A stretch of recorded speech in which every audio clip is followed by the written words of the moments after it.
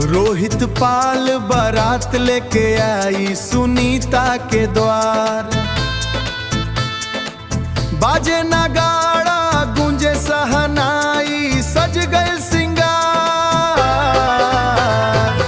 बाजे नगाड़ा गूंजे सहनाई सज गए सिंगार।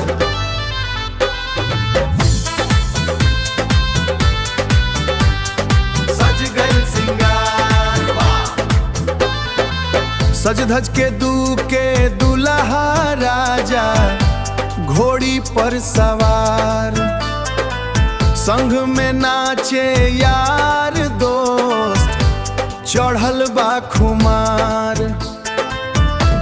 फूलों से सजल बगाड़ी खुशियों के बहार।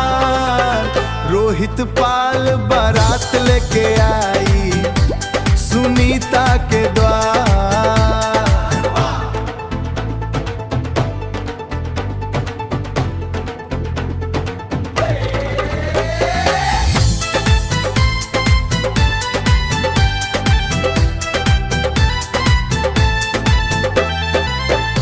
सुनीता के घर में मची बा धूम धड़म।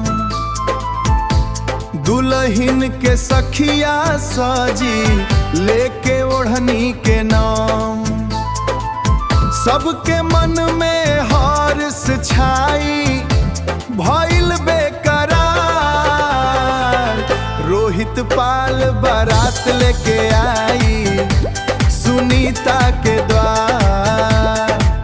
बाजे नगाड़ा गूंजे सहनाई ओ खुशियों के आज घड़ी बयाई। खुशियों के आज घड़ी बयाई।